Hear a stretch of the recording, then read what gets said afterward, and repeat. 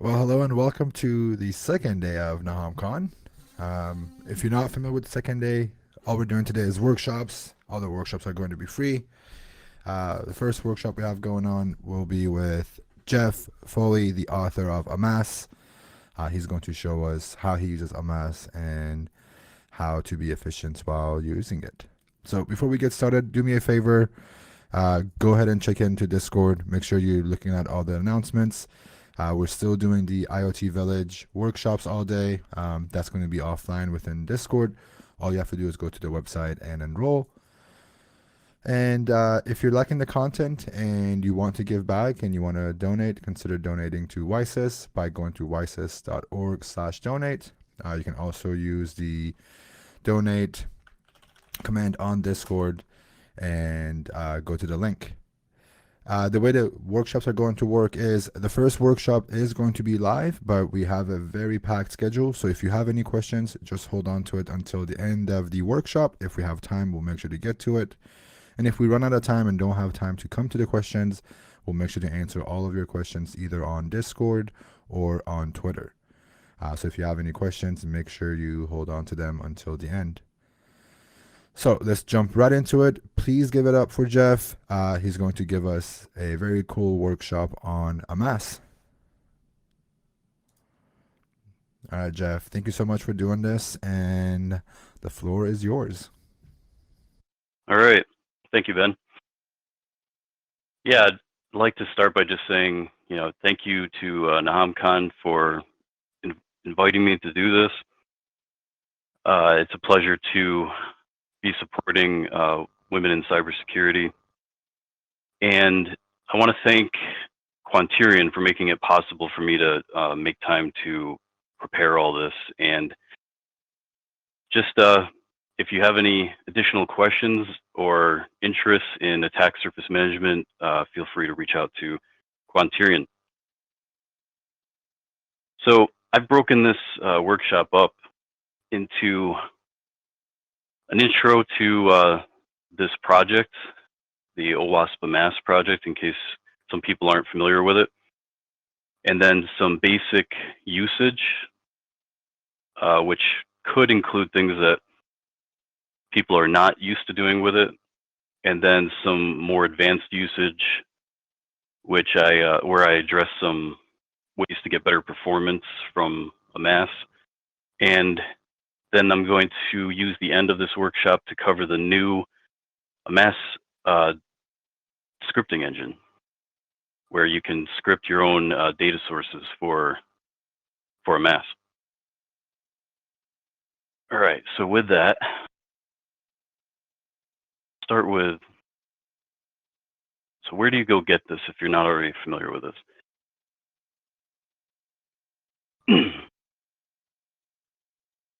Hopefully everyone can see this. Yep, we can see it. But yeah, you should just be able to type in OWASP Amass. It should bring you right to the repo. Just a few things about what to do once you get here. So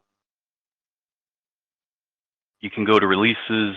These are updated on a pretty regular basis. I would definitely recommend always getting the latest release, since we put out bug fixes pretty frequently. For instance, this one went out last night. We get a lot of great feedback from all the users, so we try to respond as quickly as possible to the issues that they present to us. Also, you can come down a little bit here and find our documentation. So I would definitely recommend, if you haven't already, take a look at this, since there are a lot of things you can do with this tool, and we've tried to capture at least some of it in these documents.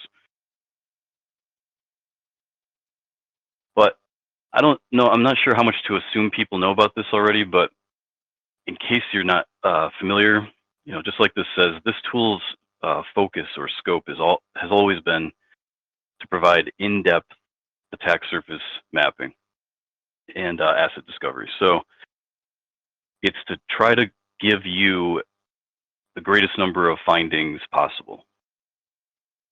And as I'm sure some of you are aware, that hasn't always meant as fast as possible, since it takes longer to find more. And not all the techniques that Amass uses are passive. So we'll get into that in a little bit. So those are the basics I just wanted to cover about project. If you have any further questions about the project, of course, please feel free to come to our Discord, which you can find right here. That's the preferred location to bring questions, troubleshooting, asking us for help for things like that. If you have problems, like you know for sure there's something wrong with the tool, or a release has broken something, or you just have feature requests, then please feel free to go to the issues. All right, so enough of that, I think. So one thing I wanted to cover before we jump into using this is what is Amass doing when you execute it? Because it's, as I mentioned a moment ago, it's not simply reaching out to data sources, pulling data, and getting unique results and printing them out. Amass has a cyclic process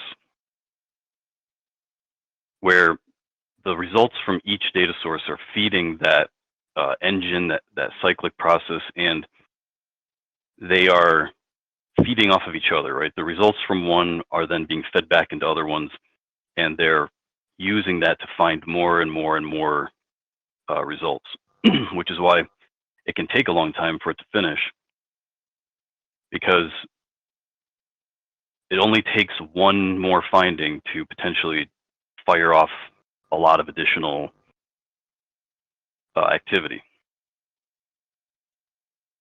And Amass attempts to keep that going until it can actually say, there's nothing more I can do.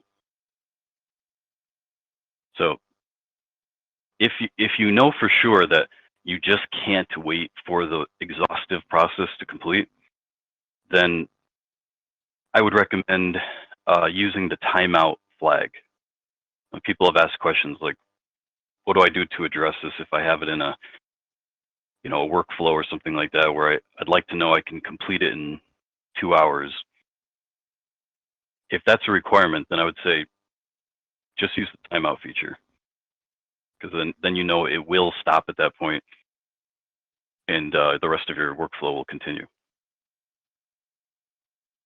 All right, so before we go again into me putting hands on the tool, another thing I'd like to show is the configuration file. So this configuration file is the same one that you can get from the repo under examples. And there's a lot of things that you can provide on the command line with Amass that can also be provided in your config file.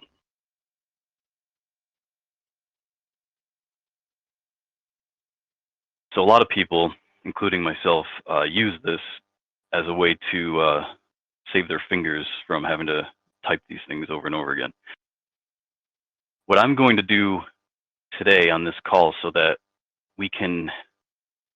I can aim this at a couple interesting targets, is I'm going to include the target domain in this config file. And then I'm going to turn on the demo feature, which will make it so you only see some of the output, so that we can feel like we're doing the right thing here, not exposing organizations' infrastructure, yet we can get some interesting results to see during the workshop. So I'll be using like these here.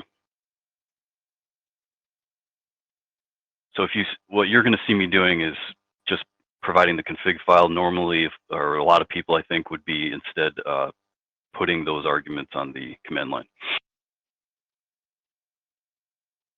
All right, another important thing is, and I get questions about this a lot, so I wanted to make sure to cover this. So the Amass tool has an output directory, which you can see here in the configuration file.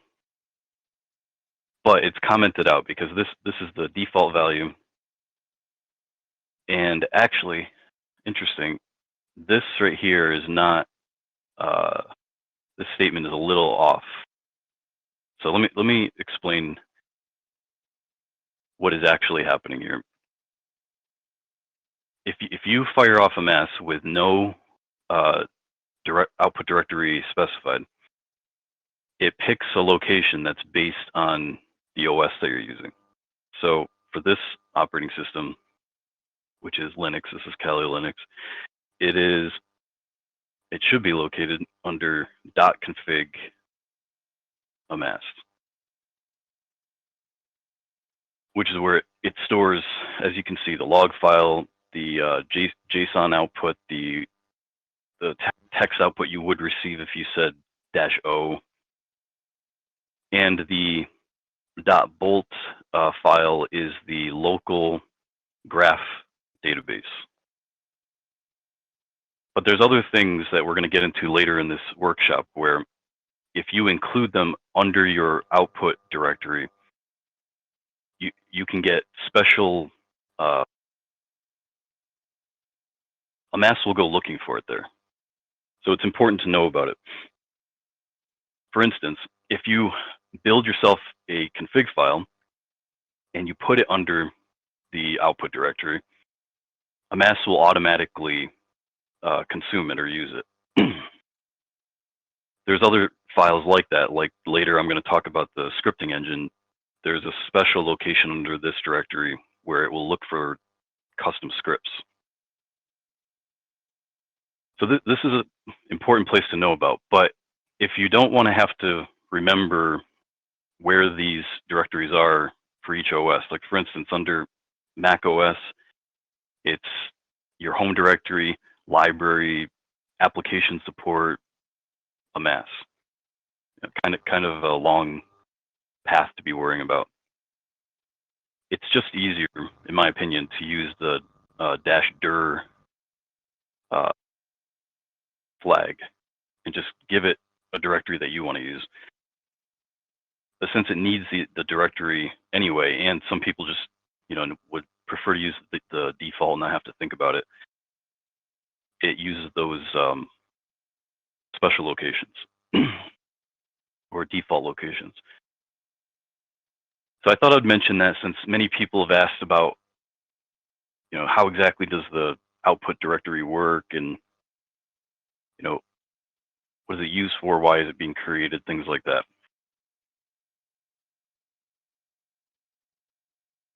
I get a lot of questions too about the graph database. So the graph database is not necessary. It is used by default. There's a flag,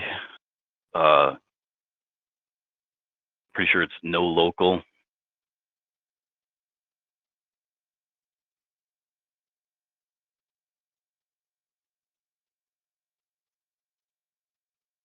No local DB, that's what it is. So if you use this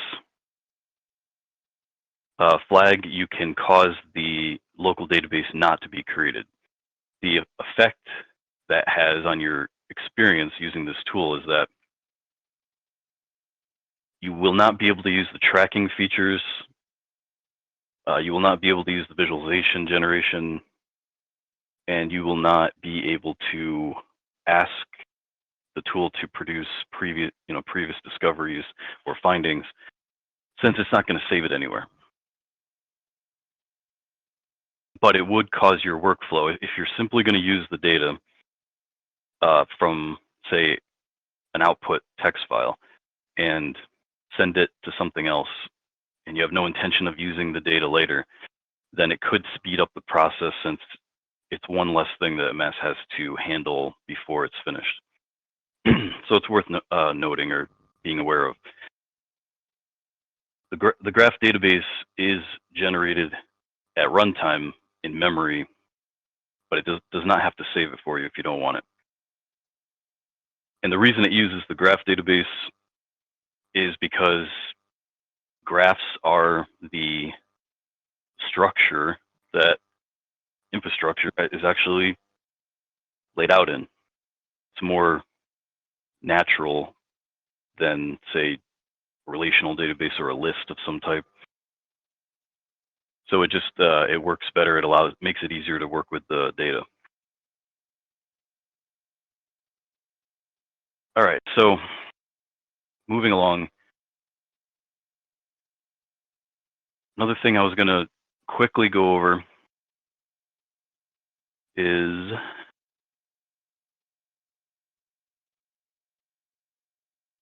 the subcommands.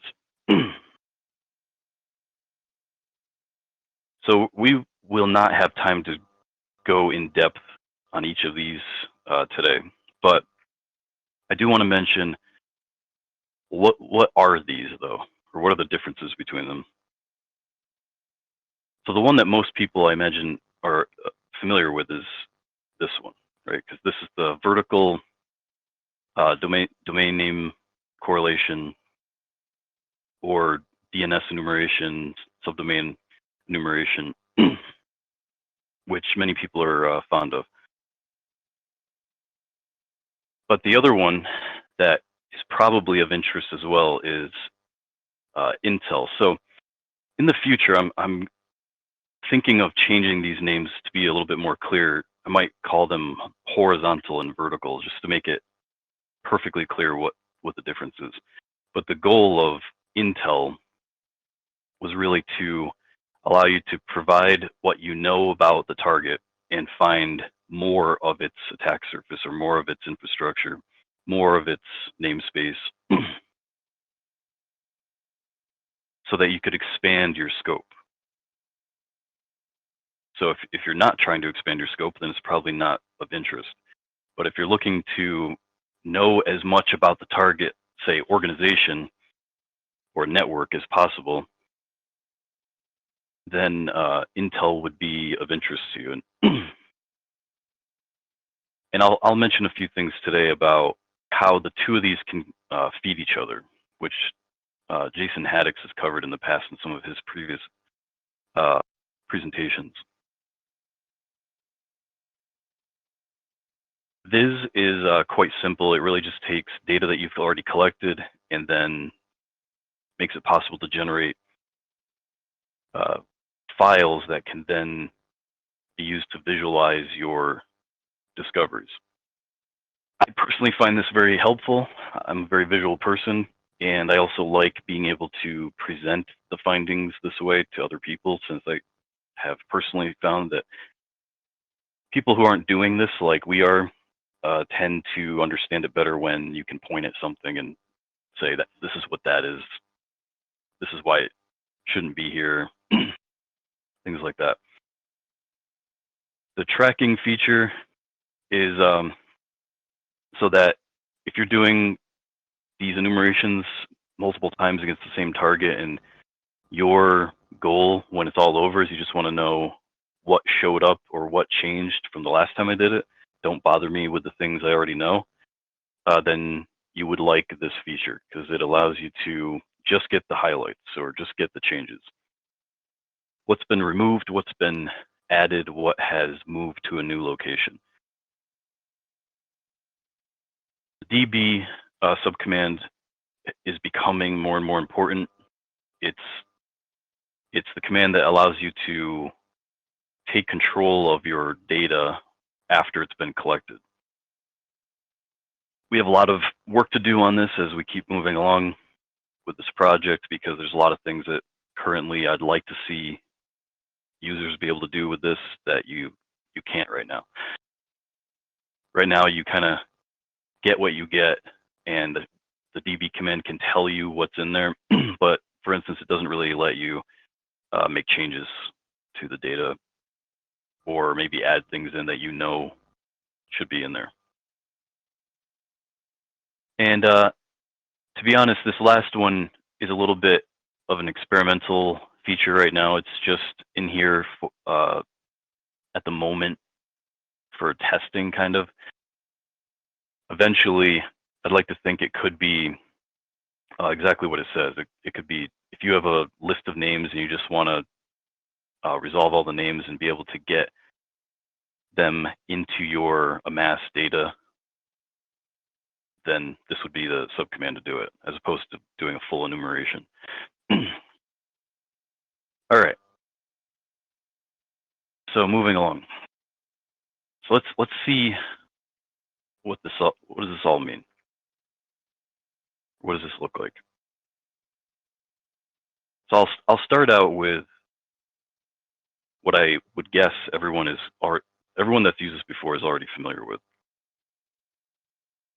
which is you have a domain name and you'd like to get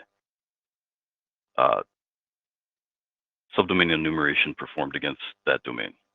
So, I tend to use these to make sure I can see all the results or all the data available.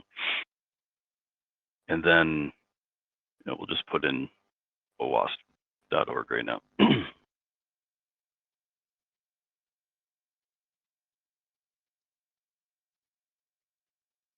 So what happens right now is it's firing up the engine where the various data sources, the services get fired off, and the engine that sends out the requests are starting to send them out. And then soon you'll see it say that it's engaging. Actually, I'm surprised I'm not seeing it. There we go. But it's engaging the various data sources and asking about OWASP.org. I'm going to have to make this a little bigger, I think.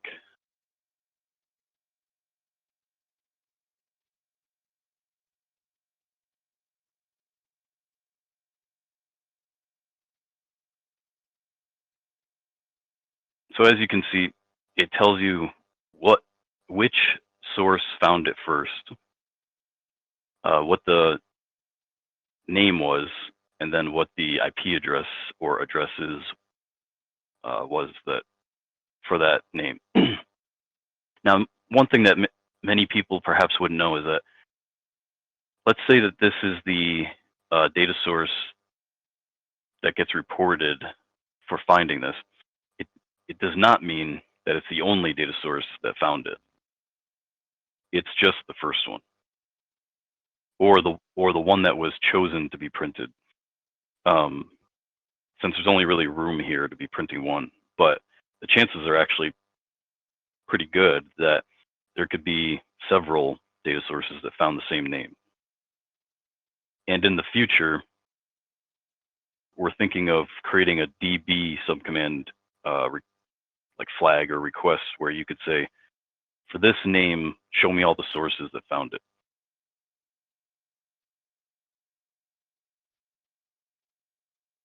I think there's some value in knowing that, because it would allow you to know how likely is it that people can find it. How known is the target or the asset? Because if you found it and says, well, only one data source knew about it, then in your mind you could say, the chances are pretty low that other people know about this. Maybe it hasn't been checked yet for security vulnerabilities. Perhaps it's worth my time to take a look at it relative to some of the other ones. So anyway, this is a small domain, right? Got a very small number of names. It only found the results from a few places, and they all are under Cloudflare. So it gives you the summary information at the end.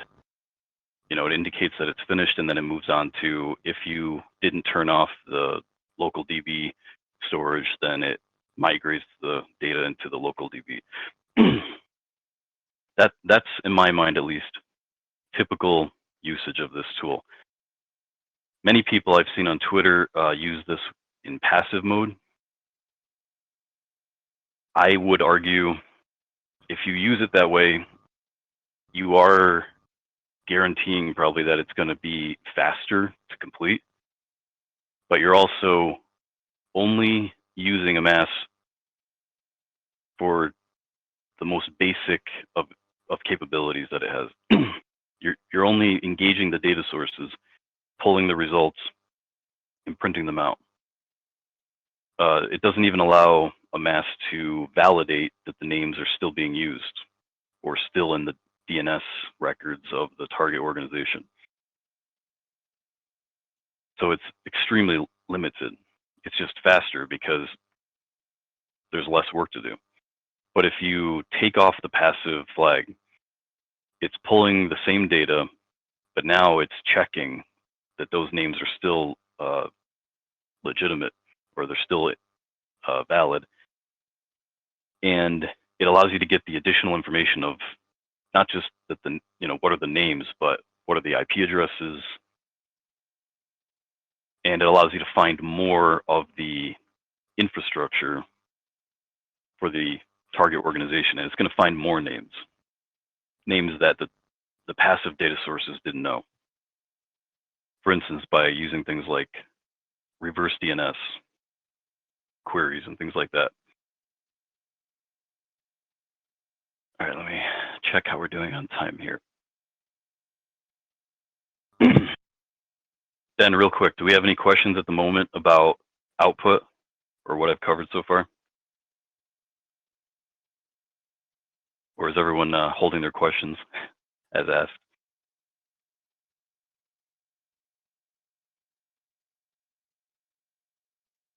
All right, I'll assume that's no, and we'll continue moving forward. So that's basic usage, or what I would call basic usage. Once you have this information, though, as I mentioned earlier, there's other things you can do with it. So right now, if I bring this to the top of the screen, if I type Amass and I say DB, and I'll just say, show me the summary information for OWASP.org. So it will print the same thing we saw a moment ago when it completed the enumeration. The thing that's interesting about doing it this way, though, is if you've done that enumeration 10 times, say over the course of, I don't know, a couple of weeks, this summary information will include all the information you've collected. So each enumeration isn't guaranteed to give you the same results, right? It depends on how each data source behaved. It depends on how the resolvers behaved that you queried for the names. There's all sorts of reasons why you could get different answers each time you fire this off. Also, though, if you have data in the database, Amass pulls the data as input for future enumerations against the same target. So if I do another OWASP.org enumeration, all those names that showed up the first time, which we can look at just by typing this. So all those will end up in the next enumeration. They'll just get added in immediately in order to encourage consistency from one enumeration to the next, so that we're not missing anything we already knew about, assuming it's still there. Which hopefully the effect of that is that every time you run this, you should only be getting more and more results, as long as you're not wiping out the database in between executions. So that's a nice feature. It also helps the tracking, so that again, it creates consistency so that hopefully if you're using tracking and it says, you know, a name was, you know, removed, hopefully that actually means it was removed, not just that you didn't get lucky this time and discover it.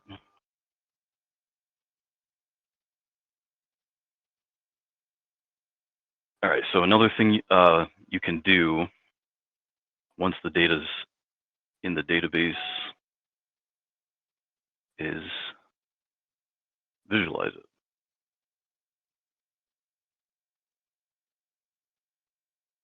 So what you're seeing here is this a lot to see here, but D3 is the format that I'm going to ask it to export the data in, which allows us to open it up in a browser because it's got HTML around it, and allows us to just look at the results in the web browser. So it's nice when you have a small number of findings, because I would say D3 can probably handle, at least with the way I'm using it, up to maybe 1,000 discoveries. If you start getting higher than that, it starts getting overwhelmed, I think, and you probably want to consider other formats, other programs to visualize it. So if we D3, tell it wasp.org, should end up with our D3 information in the output directory. Let's see about that.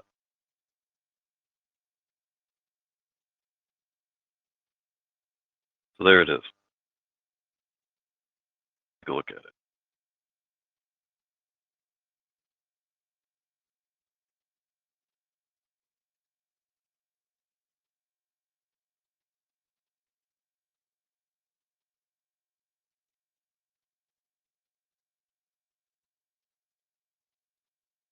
Here.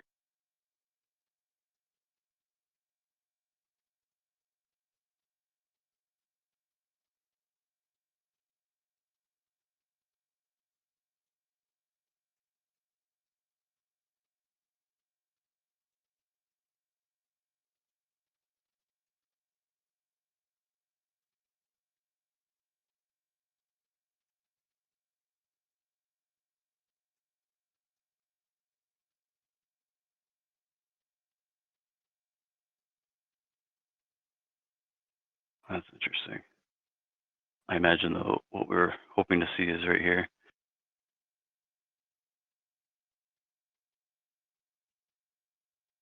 So yeah, this isn't the most interesting graph to look at, but that's your domain. These are the subdomains.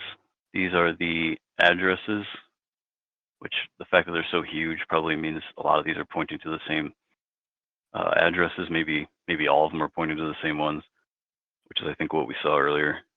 And we have the different net blocks the IP addresses belong to, the AS information,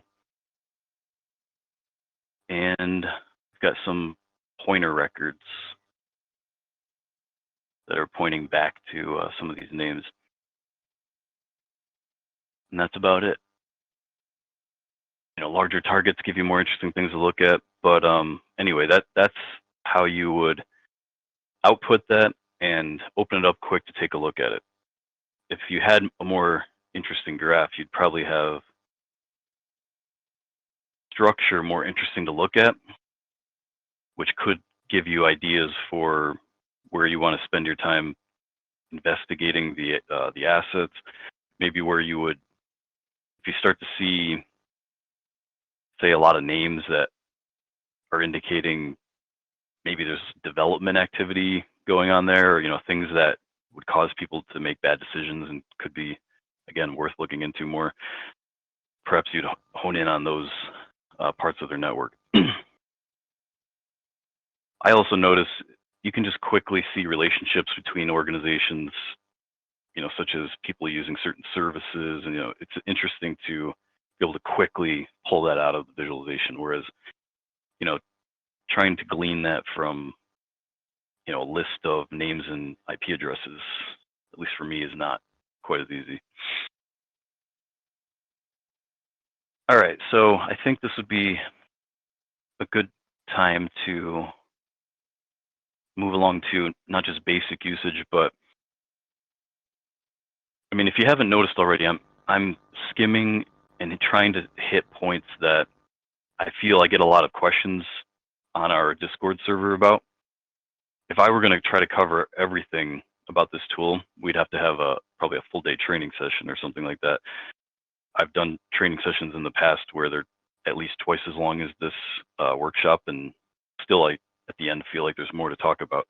So I'm trying to use this as an opportunity to share with people answers to questions I feel like I get frequently, so that in the future people would have a place to go get answers to these things faster.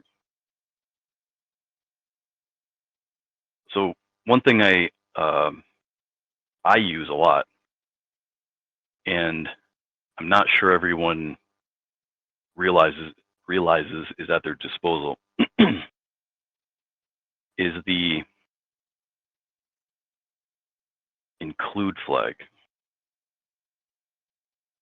Pull this up again.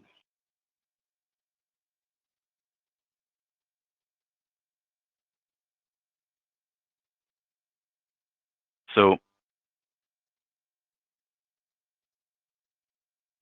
include and exclude allow you to control which data sources are being used during your enumeration. So perhaps you know for sure that you just don't want to use some data sources. Maybe you know that you only want to use a few, or you'd like to see only what comes back from those. So there's some ways that you can leverage this in order to, I would say, get finer grained control over what happens when you execute Amass. So for instance, as an example, if I say Amass enum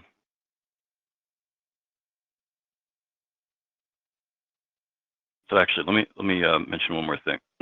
If you say passive, what this will do for you when you're using the include flag is it will allow you to say, I'm only going to mention one data source, and I just want it printed out. I really don't want anything else done with it, or almost pretty much nothing done with it. I just want to see the results that come from it. So if you say passive and include, and let's just, we'll use this one.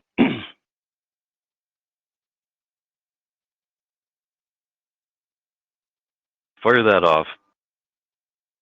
What should happen is that it's only going to ask that one data source for the subdomains for owasp.org, and it's just going to print it out. So there's some things that happen anyway in the engine, the Amass engine, that you really just can't avoid. Like for instance, it's going to do this no matter what. This first one here. But for the most part, all you're going to get is exactly what you requested. So that can be a helpful feature. I mean, I use that all the time when I'm testing. If I want to say, look, I just want to see what happens when I engage that one data source, and that it's going to give me what I'm expecting it to give me. But I imagine that could be pretty useful for people who want to have that kind of fine-grained control over their enumeration process. The other similar thing here is, now let's say you wanted to do something like that, but you didn't want passive. One thing that I don't think enough people realize is if you were to just fire this off right here, it's probably not going to do quite what you had in mind. Because what will happen is you're now asking it to go get the names for the subdomain names for owasp.org. But then when the rest of the process attempts to get IP addresses, which it will do, it'll get IP addresses because the DNS will take care of that. But then when it's going to take those IP addresses and attempt to get network or infrastructure information about what network does that IP address reside in, it's going to not be able to find that because CRTSH does not provide that information. So if the effect you're looking for is, I want to run Amass not in passive mode, I want it in normal mode, but the only data source that produces names that I want to use is CRTSH, then you actually need to do something more like this, where you give it the name data source and the data source capable of looking up the infrastructure information. So that way, it will be able to get all the data necessary to produce or build the database.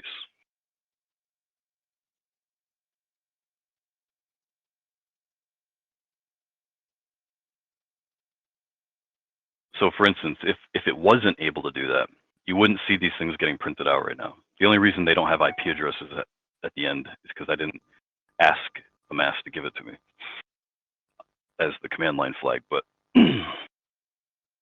but if it wasn't using RADB to get the AS information, then these things wouldn't be getting printed out. And it wouldn't be able to tell you what ASN, these things were on. Excuse me. So that, I think, is something that, I've had people come and ask how they can have that kind of control over their enumeration, but, I think maybe the project hasn't communicated all this as well as possible, or as well as we could. So here's us making our first attempt. I already told Ben in previous discussions that, this project has goals to clarify some of this in our documentation in the future. We just have a lot of things going on and haven't managed to do this as of now. All right, so that's what I wanted to show, at least with the include exclude, and just having better control over your data sources. You'll probably find this all very useful too as we move to the discussion of the scripting engine, because when you want to only fire off your custom scripts, you're going to want to know how to do this.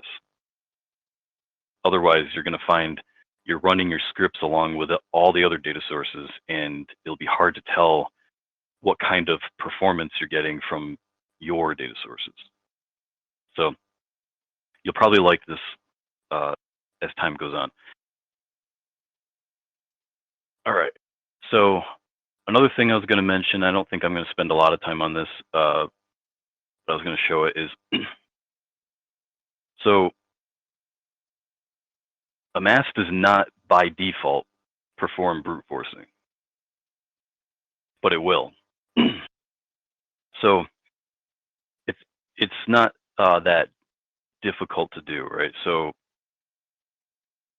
if we're doing our typical enumeration, we say, we want to see where these things are coming from. You can just say brute.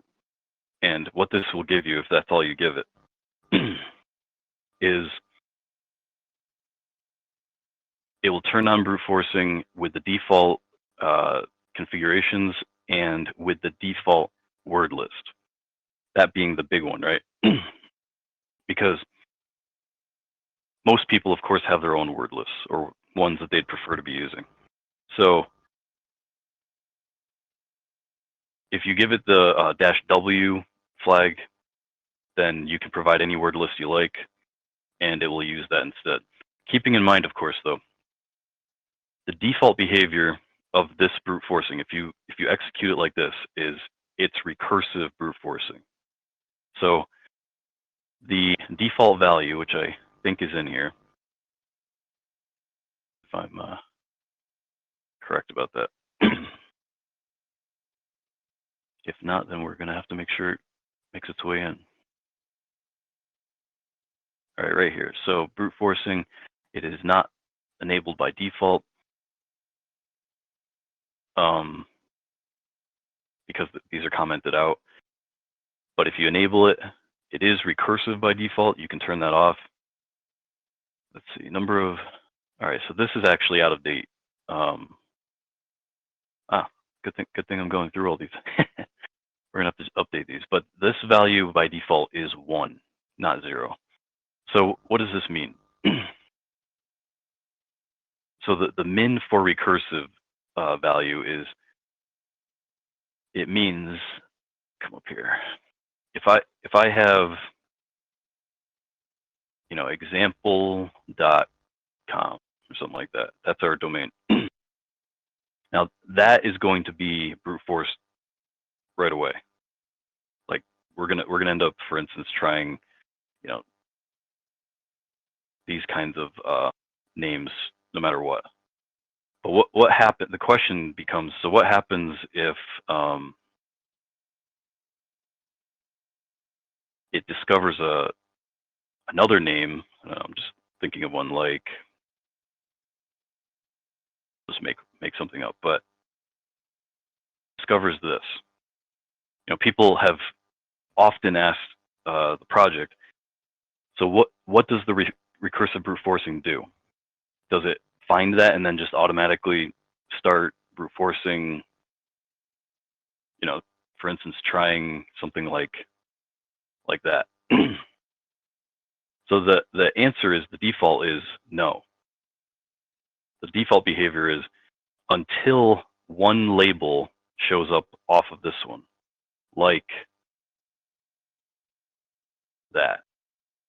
When that name shows up or something like it, then it says, okay, we've now seen evidence that there's names off of this label.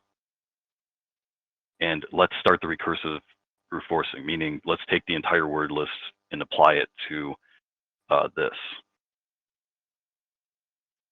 So if this was still 0, the answer would have been, we just start right away brute forcing. The default value of this is 1. So like I said, it has to see 1 before it will start. The way I think of that is, it needs to see evidence that it's worth doing the recursive brute forcing before it does it. But what if, for instance, for your target organization that you're working against, you know, you're doing your bug bounty, what if you happen to know that 1 isn't enough? Maybe every subdomain or far too many of them have www, but it doesn't necessarily mean that it's worth doing the recursive brute forcing. Well, so you could change the value to 2 or 3. But what if you're in the different position? What if your attitude about it is, I want to do it, I want to brute force everything?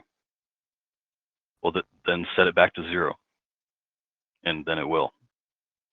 It's going to take a lot longer, but it will brute force everything it can. So these are important values that I've had a lot of people come to me and say they're not sure what these mean, or they don't know how this works. Another thing I unfortunately don't have time to cover during this talk is that we provide the ability to do masking, which allows you even greater flexibility in your brute forcing. Like I said, unfortunately, I had to leave that out of this talk. But I'd recommend, if this is important to you, you probably want to go find out what that is, because it's a feature that is available to parts of our brute forcing. All right. I could probably spend a lot of time on this. Like I said, I have to cut the portion on brute forcing a little short. But like I said, it's pretty typical for me to use Amass where I just run it, like this. I mean, not against this target, but like that would be typical use for me, where I activate, those two types of pieces of output that I like to see. I turn on brute forcing, and I give it the target. You can also specify a list of targets. I haven't done that during the discussion, but df allows you to give it a text file where it could be domains.txt or something like that, and it can ingest however many domains you need. Although I wouldn't necessarily encourage doing all of them at once if you don't really need to. Instead, maybe the ones that have a relationship with each other. And then, because the more you try to do at once, the more memory you're going to use.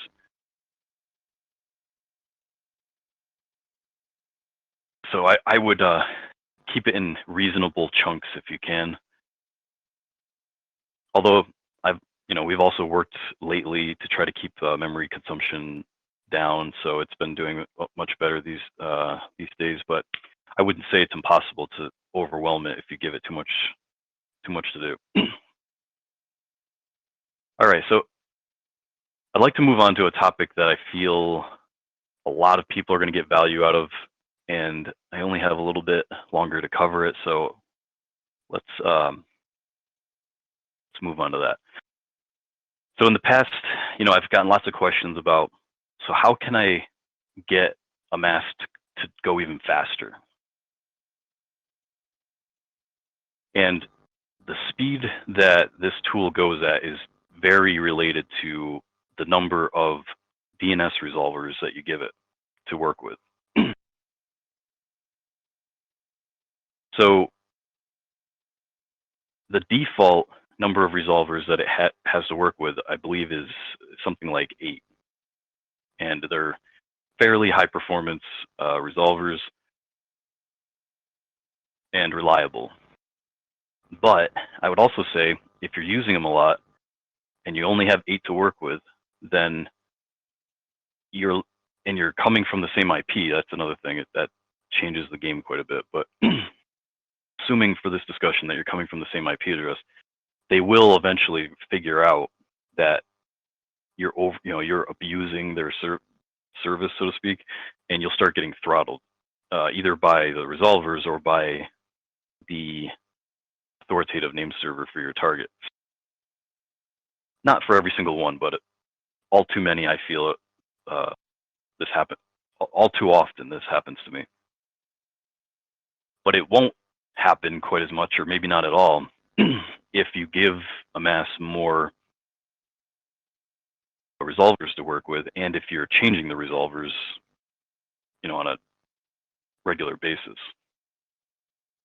So for this discussion, what I'd like to encourage is, before this workshop, I ran a DNS validator. So I imagine many people are familiar with what that is, but just in case you're not,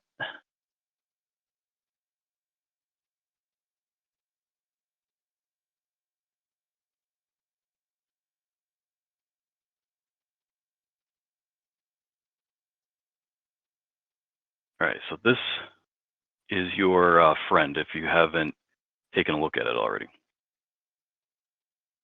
So what I do with this personally is I build the Docker image and I run it just like they say, except I give it quite a few more threads to run, but that's my, to each their own, because they warn you, if you bring that number up too high, you're probably gonna regret it. But for instance, like I don't have any problem running it with 100 or 200 threads, but this works really well, and it's pretty easy to, you don't have to think too hard about this. When it's all over, you just end up with a file called resolvers.txt, and it can easily have, say, something like 9,000 public DNS servers to work with. So I would definitely recommend, in case you can't see this, let's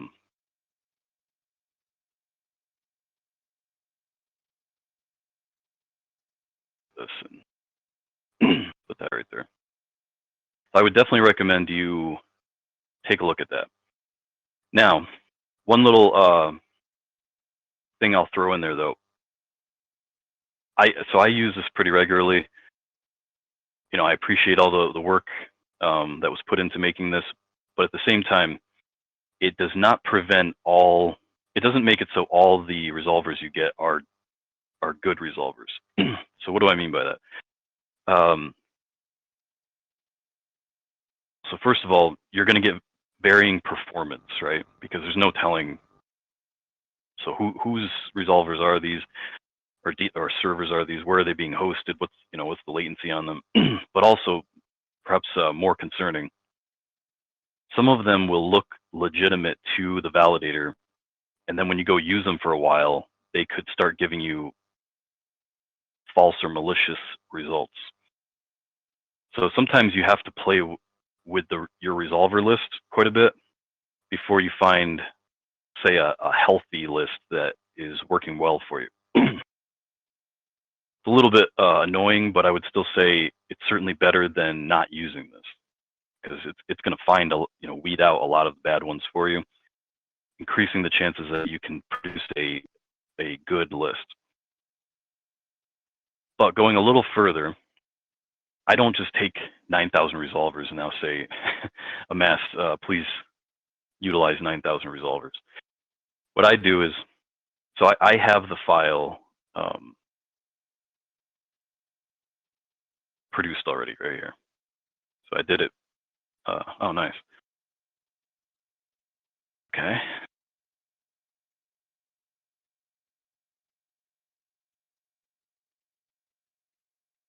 So I made this before the workshop, but it's got a lot of resolvers in it, right? So what I do is, for a given target where I have an idea maybe of how large it is, and how, maybe I even know how sensitive they are to, the requests coming from the same resolvers, or how likely they are to pick up on my activity and throttle me and things like that. I'll decide how many do I think I need. But to be honest, I think I do well oftentimes with like 25 or 50 or 100. You certainly don't need 1,000. At least I really don't think you do. So what I do is I take the list that we have right here, and I say sort, randomize, and then I just take the number I want. So let's say it's 25, and then I'll call that 25 result.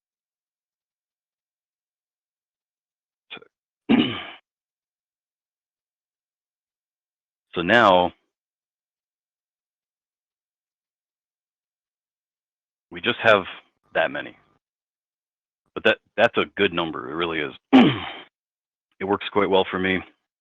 If I have that many and they're working well for me, I don't tend to have problems usually against even large targets where it could take hours to finish the whole entire enumeration. But with that many, you tend to stay under the radar. So, but you're going to have to ask yourself something when you start tweaking these things with Amass. So let's assume we now have 25 resolvers, right? And if we're going to use them, you would use the RF flag and say, I want to use my 25 resolvers. But the maximum number of DNS queries that Amass is going to send out at any given moment is the default value for that is tweaked to the number of default resolvers. So if you just fire this off with your other arguments, you're going to find that it's probably not as fast as you would like. So you're going to need to set this value right here. If you really want to see like decent performance, I would say you're going to need to set that value, and you probably want it to be, I mean, I would say play with this and come up with your own conclusion about this, but I like to keep the numbers so that at any given moment, each of those 25 resolvers could have between 500 and 1,000 queries being sent to it. So, you know, you might want to say 25,000 or maybe 20,000, you know, something like that. I mean, just the other night, I had something like this set up where this is the way I had it set up. I had my 25 resolvers. They were working well for me. And I had the max set to 20,000. And I was quite happy with the consistent high performance I was seeing. But you need to be aware of, which again, this is on my shoulders. We need to get this more documented. But these are the kinds of things that if you really want to have complete control over what's happening with Amass, you need to be aware of these configuration options. But this is the kind of thing that will allow you to take more control over the performance of Amass. Now, I'll also say it won't necessarily mean that these enumerations are going to finish lightning fast. What you could find is by having your queries spread out better, you could end up getting more results, which are only going to cause more, you know, events to take place within Amass, and it's going to ask more questions. So, you know, there's other things, of course, to consider. Like earlier I mentioned, be careful how much you want brute forcing to fire off, because that's certainly going to create a lot of additional traffic. If you aren't interested in name alterations, which personally I really like name alterations, but if you don't have any interest in it, then turn them off. So that way you're reducing, you know, the additional traffic that it creates. I personally don't really find myself ever turning them off because I think it's amazing how many results come back from name alterations, and it also allows for the alt and sweep effect, where you're permuting names, they're finding new subnets, and then you're doing reverse DNS sweeps in those subnets, then finding new names, which then get altered or permuted again, and the cycle just keeps going. I'm not sure I would ever give that up. I think it's a powerful effect. All right, so those are the things I wanted to show for advanced features that I feel like these are things that, you know, I don't see people talking about on Twitter, but I do get questions coming to the Discord server from some users about how they can have better control over these aspects of the tool. So I thought this would be a good place to share it with, hopefully, a lot of people. I mean, I could be running these, right, to show you just how, you know, the impact that it has, but I think it would use up a lot of our time. And what I'm going to do instead is I'd like to use that time we have available to show you this new scripting engine, where I will show you, we will run it a couple times to actually see what's happening here. At this point, though, I think we're at a good spot. We're at about 1 hour. I think it'd be good to do a quick, just 5-minute break. And I'll be right back, and then we'll pick up with the scripting engine.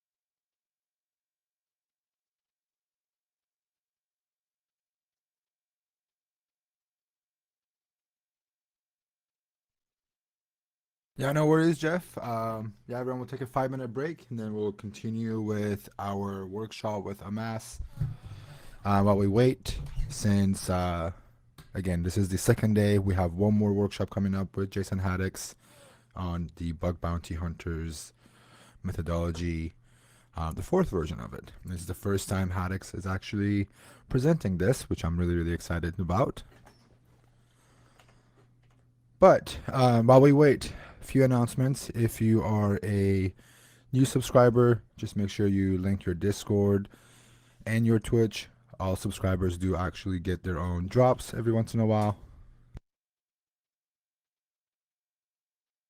If you're enjoying the material, you enjoy the conversations, you enjoy all of these different talks and workshops, and you want to, oops, sorry, my phone's going off. I was listening on this on Twitch. But if you want to donate and give back, do me a favor. Go to ysys.org/donate. Every dollar counts, even if it is $5, $1, $2. If there's 500 people here, if everybody donates $2, we have raised 1,000 for YSIS within minutes. So do me a favor, if you're enjoying it, head over there and make a donation.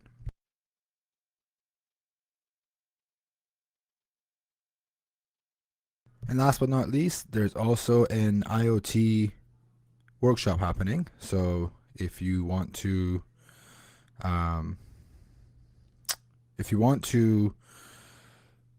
go enjoy the IoT stuff and you want to learn about IoT hacking, go ahead and head over to Discord and go to the IoT Village and make sure you check out their content.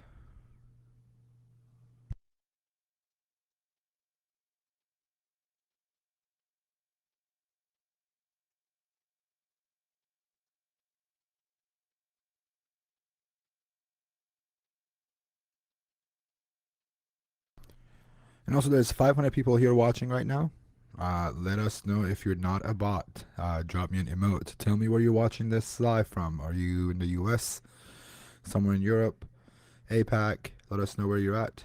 I want to hear everybody drop something in the chat. Let's see how many people are actually listening and not just walking away or being a bot. See, India, Romania, US, Chile, Mars, Brazil, Germany, Europe. Hello from Jordan, Canada. Beep boop. What's up, JP? Russia, India, Jamaica, Nashville, Panama, Canada, UK. There's a lot of people here. Iran, South Africa, Portugal, India, North Korea. That's far. Texas, baby. What up, Texas? Indonesia, San Diego, Iceland, Puerto Rico. All right, there's not a lot of bots in here today. We're good. Alabama, West Virginia, Denver. All right, now drop your addresses. Let's dox yourselves. I'm kidding. Watching from the Homsex house. All right. All right, let's give Jeff a few more minutes. Let's take some time to stretch, get some coffee, get some drinks, and we'll continue with the Amass workshop.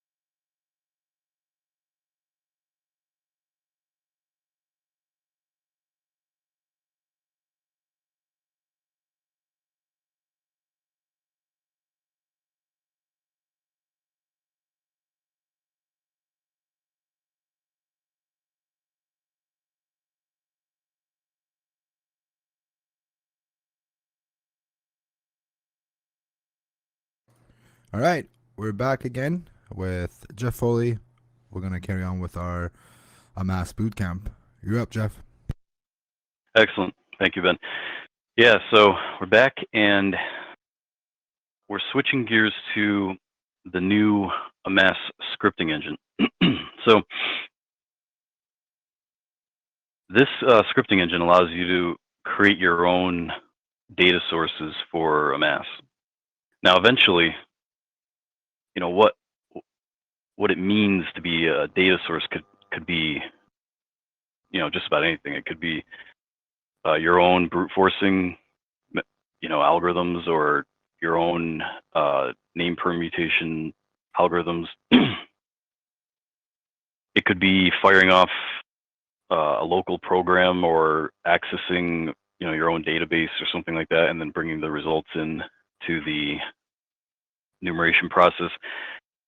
You know, the sky could be the limit pretty much on what exactly could you pull in to Amass, but it would pull it in on request. Just like all these other data sources, they're receiving these events from the engine saying, we want, you know, names for this domain name, and then it's listening for the answers coming back. So it would just make it possible for your script to be one of those services or that are listening and able to respond to those requests.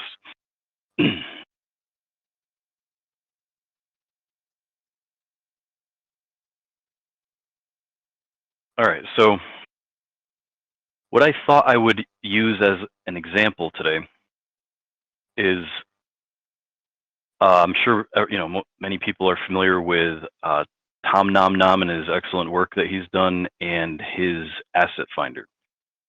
You know, Tom Nom Nom spoke yesterday at this conference, and you know, I thought I would use his program as an example of a program that you could pull into your Amass enumeration. So before we just jump right into it, though, taking a couple steps back, I mentioned earlier that scripts can be found within your output directory. So what I'm going to do here is we're going to create our own output directory, so we're not messing around with the default one. So I'm going to create it and just call it, I don't know, let's call it a test. It could be called anything.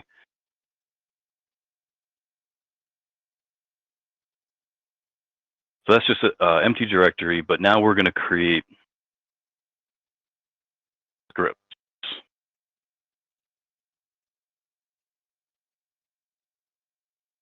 So I have a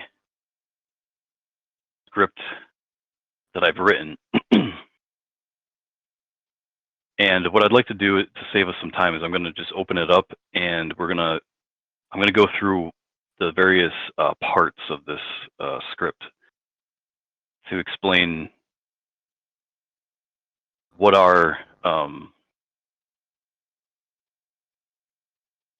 the critical portions of this script. What do they mean? What does Amass do with them? Things like that. A second here. I have a feeling, though. Yeah, we don't want that.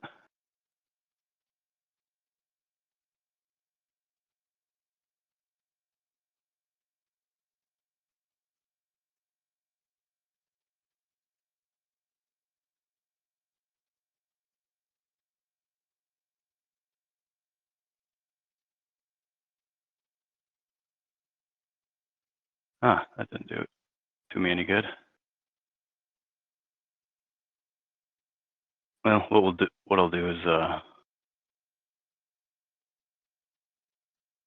I'll rename it.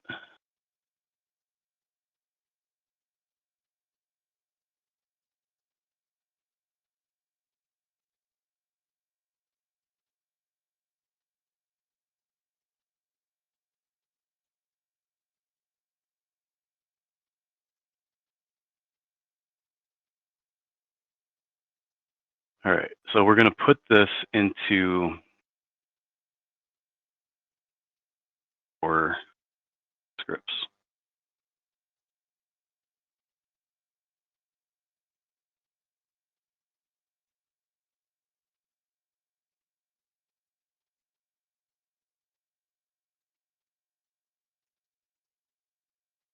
Okay, so first thing actually I'll show you is that the Amass scripting engine uses Lua, which is also, you're probably familiar with the fact that that's what Nmap uses. There's lots of tools out there that use Lua. So this is a very basic Amass data source script. So a couple things to take note of. As you can see in the name right here, it has to be named .ads, or it won't be recognized by the Amass scripting engine. But it is Lua. So what we have in this script is, here, I'll change this. We'll call it Asset Finder. Or I suppose we could just leave it like that. And actually, it should be this type, which stands for external. So that's just a way to say it came from outside of. I mean, unless you know for sure that your implementation, for instance, is using a certain type of data source like an API, or it's scraping a web page, or something like that. But in this case, since we're using another tool that could be doing any number of things to get the data, it'd probably be easier to say external. And you can find details on, well, how do I know what the types are?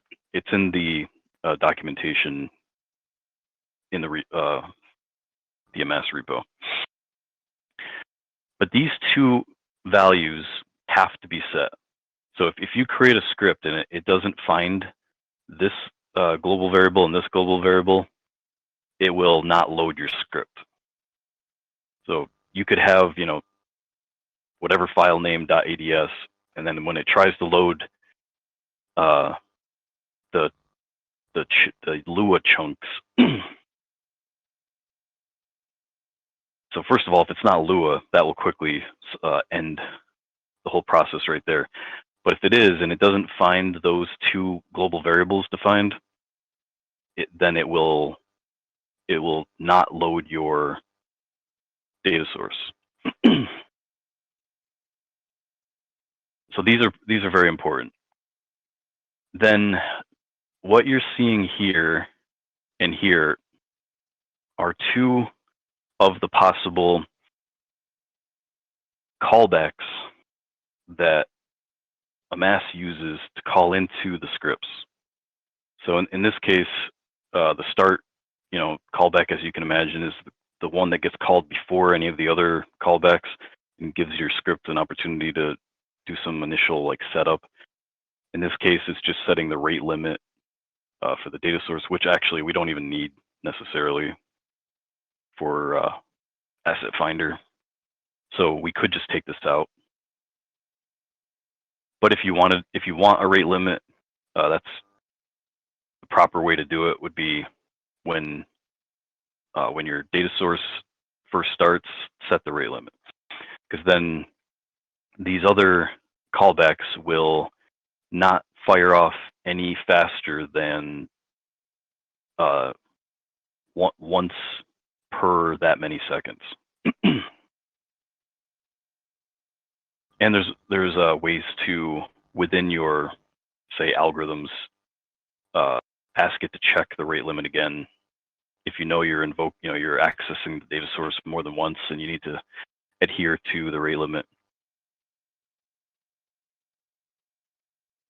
And there's a handful of these Amass custom function calls that similar to set rate limit that are defined in the documentation. So the vertical call is the one that gets called when, as we've seen so far, when Amass says, okay, I've got a domain name and I want subdomain names, it calls vertical. So in this case, all we're going to do is we're going to find asset finder. So the way we're going to do that is I'm going to create another directory under my output directory. And then we'll copy asset finder into there. So that way the binary is in a location that's easily found by Amass. So this way it's output directory / bin asset finder, and then we're just going to give it the appropriate arguments, and we will execute it and gather the output, and then just go through the lines of output and send them along to Amass as new names or potentially new names, and then close it, and then we're done. So there's a handful, though, of these callbacks. So if you're really interested in doing this, you're definitely going to want to take a look at this. So real quick, let's just make sure everyone's aware of, so where can you find this?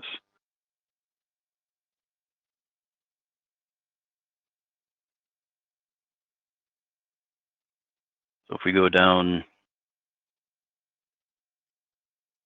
documentation, this is the manual right here. So it covers at least the basics of the script format. Like I said, the various types of scripts or data sources. There's some things that are made available into your Lua environment from Amass that are related to the type of activity that these scripts are likely to be involved in. Including, for instance, if you've put API key, say, information in the config file,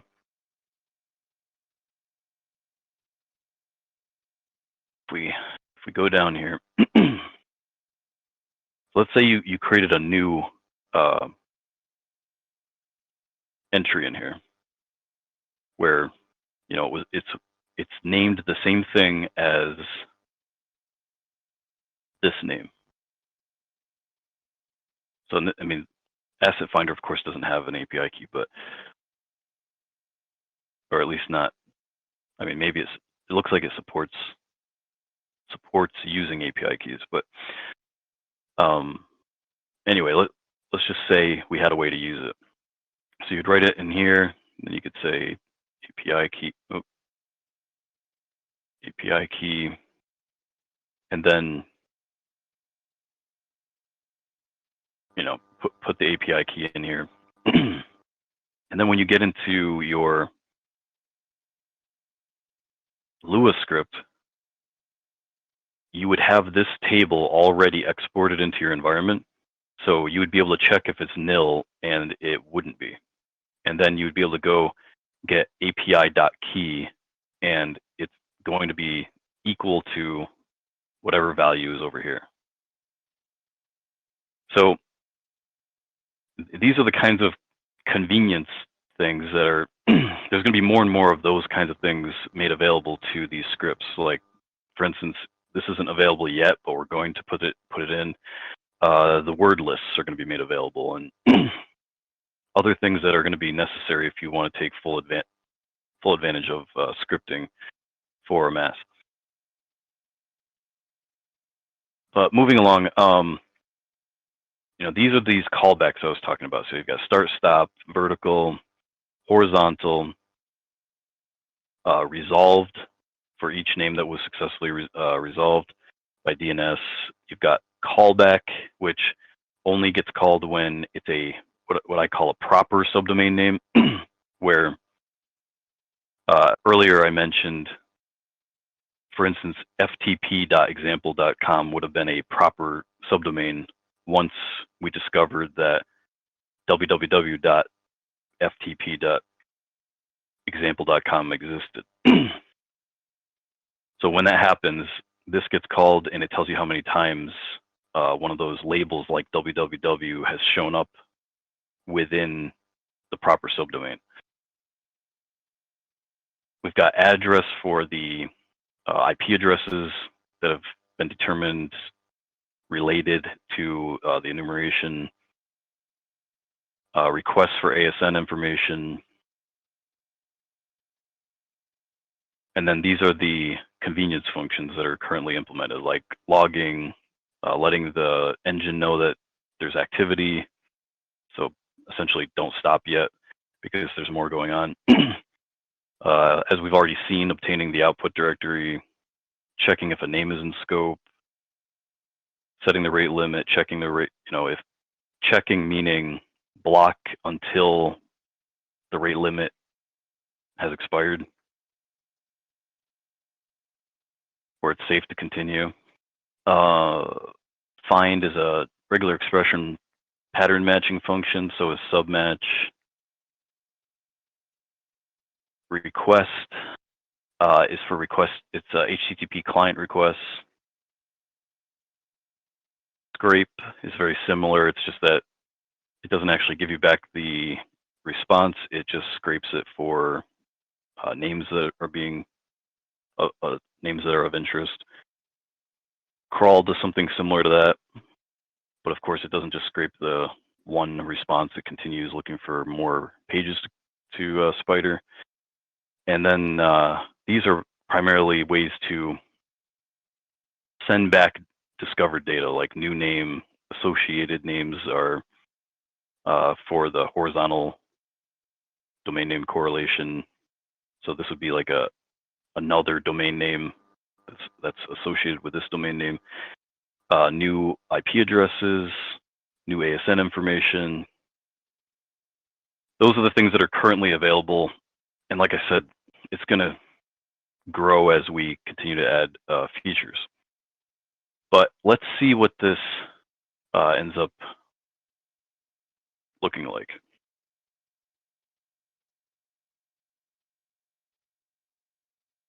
So we have our script.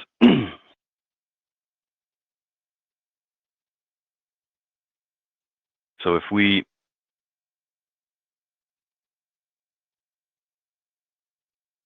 here's how we'll keep this simple as possible. So we'll do enum dir test source,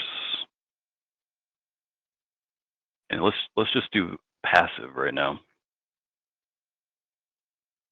Include asset finder.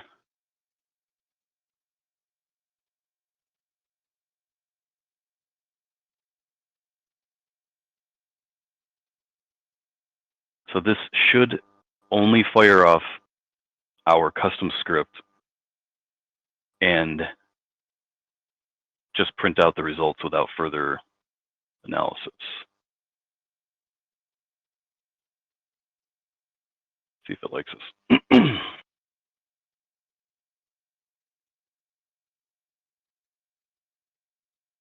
So it looks like it loaded it, it's running it,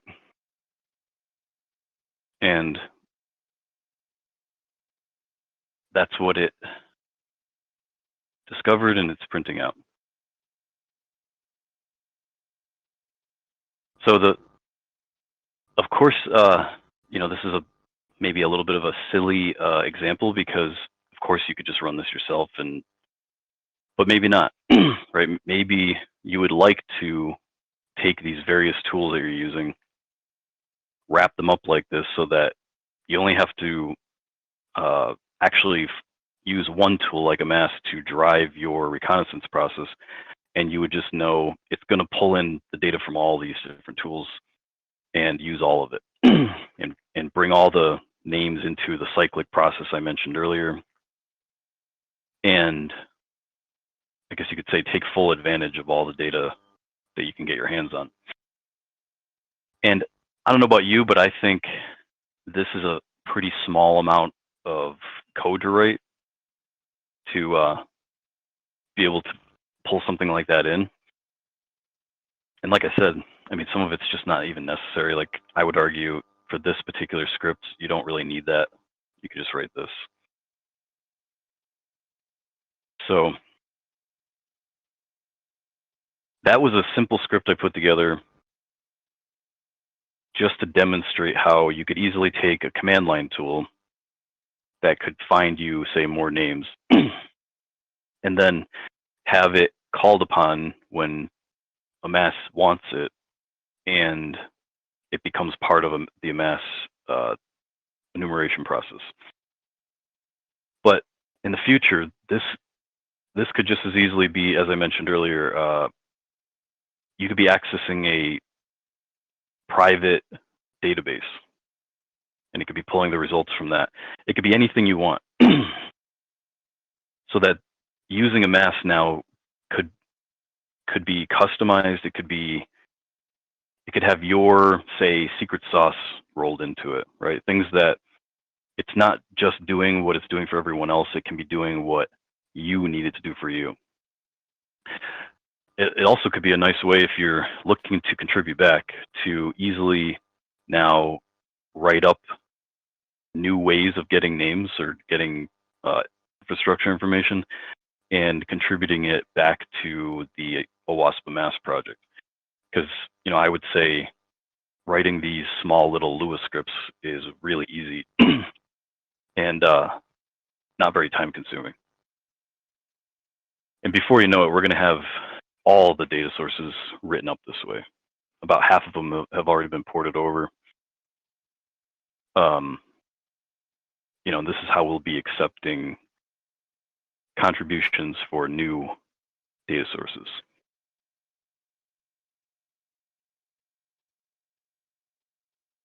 All right, so that went pretty quick. I mean, I don't know how fire-hosed everyone feels about that. Obviously, I don't have time to teach Lua.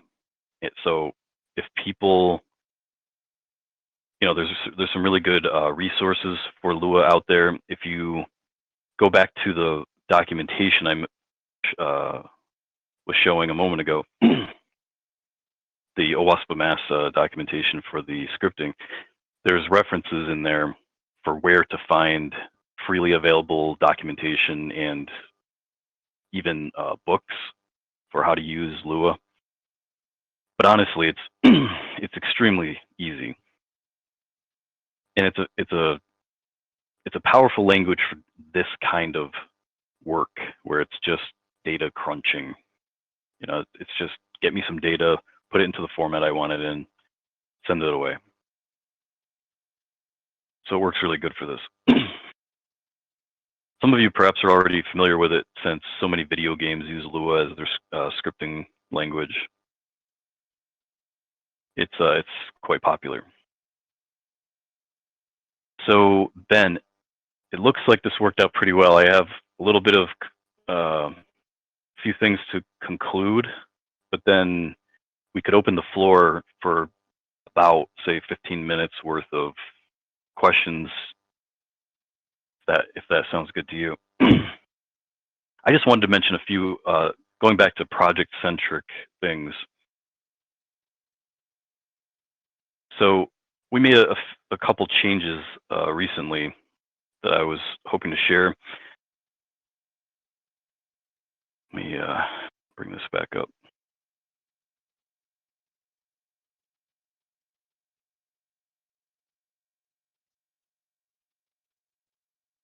So if you find you have a question about OWASP Amass, we definitely want to help you. But I would really prefer, the project would prefer that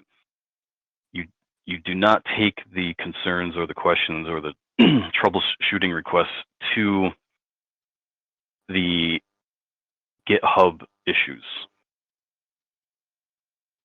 I'd really prefer that most of these questions started in the Discord server, and then if it's determined that, oh, this isn't just a troubleshooting, let's support or help the community, this is a problem with the project, then we can take it to the issues and officially post the problem so that we remember to take care of it. But what I don't want to see happening is that we get a pile of people's questions in the issues, and it makes it hard for people to use the issues for what they're really there for, which is to keep track of what we're working on and the problems that we've validated are true problems with the project. So that's kind of the protocol I'm hoping we can achieve, is that everything starts in the Discord. We can talk, we can help people, we can take it to DMs and try to make sure that you're getting it working or getting the right experience. But we only are posting things in the issues when it's a real issue, it's a serious issue. Also, if you know that you are writing about Amass, or you have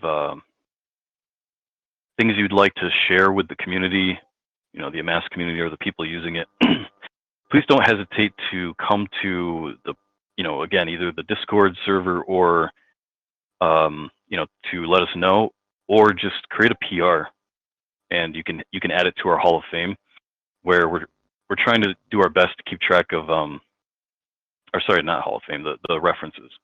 We're trying to keep track of, the people that are taking the time to share good things with the community about how to use this, how they're getting success with it, things like that. So, we've tried to keep track of some of this stuff. People have let us know, but definitely don't hesitate to bring it to our attention so we can get you in the list. Because I really appreciate everything everyone's doing and the time people are taking to write about these experiences that they're having.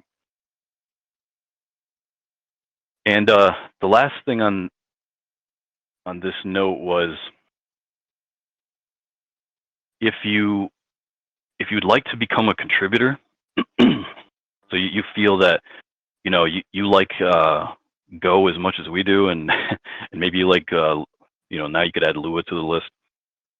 But if these seem like fun things for you and you'd like to contribute to this project, we're always interested in talking with people about people becoming contributors. So, I get the feeling when I've spoken with people about this that there's this attitude like maybe they're not good enough at this to contribute, or they don't feel they know enough about it yet. But personally, I don't look at things that way. I'd prefer to think if you're excited about it or you have the motivation, we can help you to say season your skill, get your skills where they need to be, or that you'll just pick it up as you put your hands on it. So, I'm willing to invest the cycles for people who are willing to do the same for the project. So don't hesitate to come and speak with us about becoming a contributor if that's of interest to you. All right, so with that, I think we're at a good point here. This leaves us with, Ben, maybe about 15 minutes to answer questions. Yeah, sounds good. So again, thank you again for doing this with us, Jeff. Chat, if you have any questions, make sure you drop them in the Twitch chat right now, and maybe we can get to a few questions before we head out and take a quick break for our next workshop with Jason Haddix.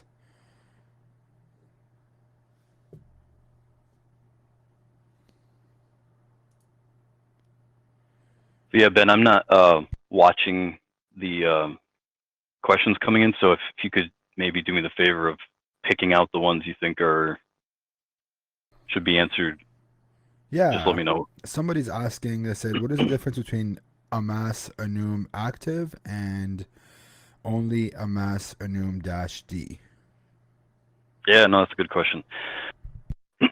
Yeah, so I guess you could say there's like 3 different modes that Amass supports, right? There's passive, there's just normal, which is when you just say -D or you don't specify the mode, and then there's active.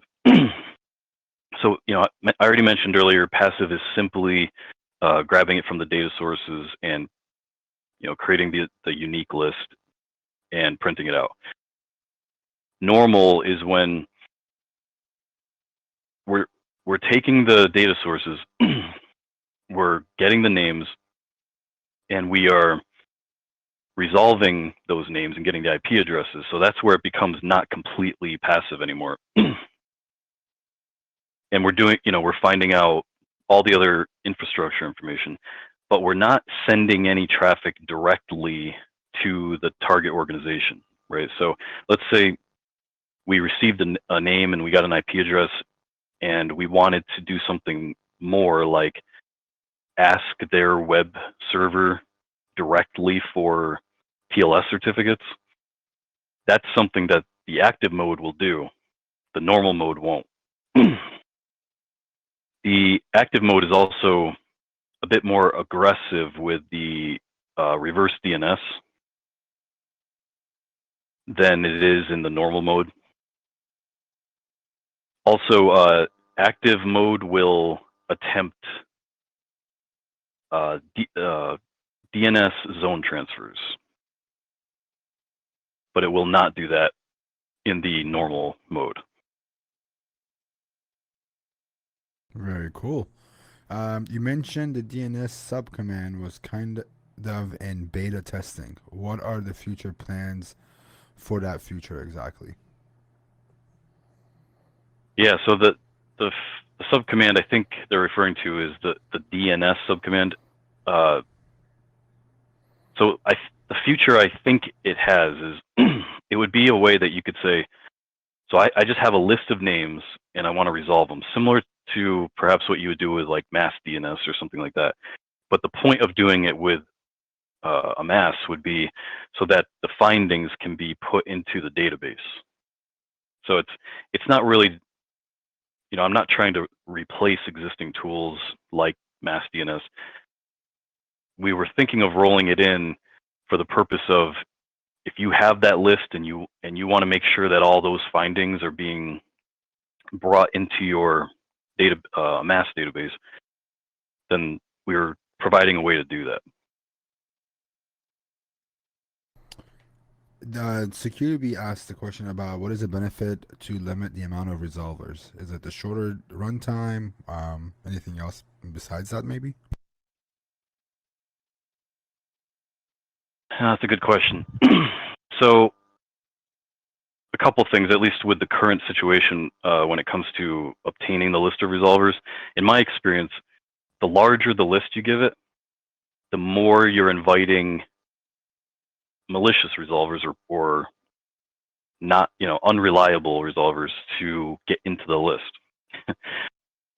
So I always ask myself the question, how many do we need? But we don't need to be going higher than that, because the larger the list, the more I seem to end up fighting with it until it gets to be a good list. Maybe that's something that, if we could work further on validating the DNS resolvers, we wouldn't have to worry about things like that. The other reason, though, is you are also bringing in, as I mentioned earlier, more resolvers of varying performance. So while Amass does try to notice which resolvers are performing better and then use them more, so that it's pushing the names through as fast as it can, it's not perfect, and if you bring in a lot of poor performing resolvers, you are going to slow down your process a bit. The other thing, of course, is there's only so many of those you can fire up in a single process before it just kind of gets to be too much. Like you can't have all 9,000 of them running at the same time. Not likely. I'd have to double check what the exact limit is, but every resolver you instantiate within Amass creates 2 file handles. So while that's not that bad, it could be worse. There is a limit to how many you can create in a single process, at least in some OSs. You know, I suppose, for instance, I think on Kali, there is no limit. So maybe it wouldn't matter, but it's also just more work. You know, more resolvers equals more messages that have to be passed around. I would say there's really no reason to have more than, say, like 500 of them. Yeah, Jason's asking if there's any options coming to distribute Amass over a cluster to avoid rate limiting and other badness. Yeah, so I've been speaking with some people in the community about, so there's already been some effort put into the Amass project to make it so that in the future we could easily have what you might think of as like Amass agents, so that only a slice of your enumeration process would exist within each agent, and they would work in a distributed fashion.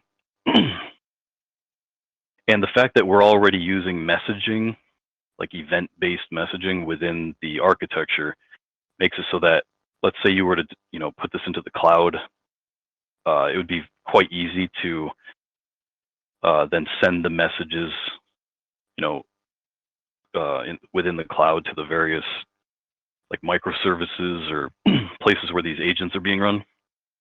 So we've definitely thought of these things. It's not ready to do this yet, but I'd like to think that that could be part of the future of this project, is that eventually you could deploy this, you know, across more than just a single hosted environment or a single machine.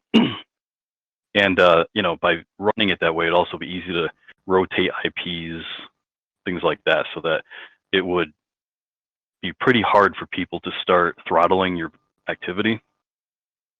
I don't know if that's where he was going with it, but those are the kinds of things we've been thinking of.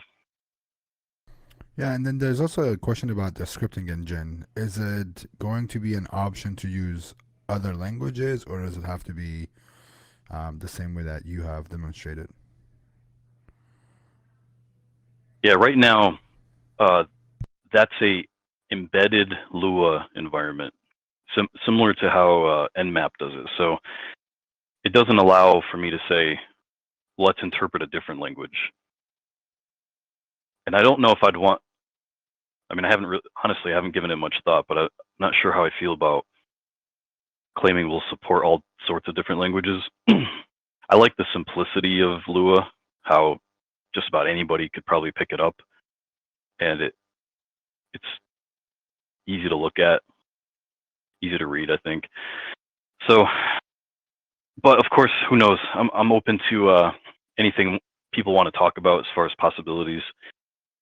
I like the way Nmap does it. So I've used Lua, embedded Lua environments in previous projects and previous lives, and it's worked out really well for me. So I'm kind of biased, I guess you could say, to doing it this way. Let's see. I think we have time for a few more questions. How to make sure resolvers giving good results with time? If they start to act bad, do we have any way to detect them using Amass and exclude them in the next run? And interesting. So currently, Amass does have some code in there that, as I mentioned, it watches the performance, and it does try to fun. It tries to notice if some of them are just not answering the queries anymore, and eventually just not using them any longer. But it doesn't record that, as the person that asked the question said, in order to, say, make a bad list or something like that. So while it's not impossible, it's not currently being performed. Also, Amass used to have the ability, it was removed, at least temporarily, to do this kind of like voting system where it would it would query the same query to 3 different resolvers, and then pick the answer that 2 out of the 3 provided, and mark the one who gave the false answer, as less reliable or something like that. There were different reasons why it was taken out, at least for now. But assuming it was re-implemented safely, it could be useful to further catch these unreliable resolvers, even the ones that slip through DNS validators. So there's possibilities or room for improvement in this area, especially if, again, we maybe had people that wanted to dig into it, learn more about it, and implement it really well for us. Excuse me. Yeah, no worries. There's one last question, and I think you already mentioned this, but for people that have more questions, want to contribute, where can they contribute to the project, or how can they contribute to the project? And if they have any more questions, where can they ask their questions? Yeah, so if you go to the repo README, the chat link is right there, and it'll bring you to the Discord server. That's where all the questions are being thrown around, the potential debates about why is it being done this way, can we do it better? And it's really the place where, if you want to get the conversation started, you want to get the debate going, then definitely come there. And usually these discussions end up ending with someone saying, yeah, that sounds like a great idea, or that's probably what we should do. Can you write up the feature request? Or do you want to write it, contribute that yourself and raise the PR and things like that? So definitely the Discord server. Well, sounds good. Again, if you have any more questions, as you heard, head over to the Amass Discord server. Before we let Jeff go, please give him a big thank you in the chat. It was an honor to have you on here, Jeff. I appreciate all the work, and I look forward to seeing where Amass goes in a year from now. Yeah, thank you. This was a great opportunity to, reach out a little more to the community, help the community in the process, and yeah, please don't hesitate, anyone, to come visit us at the Discord server. Thank you, Ben. Awesome. Thank you so much, Jeff.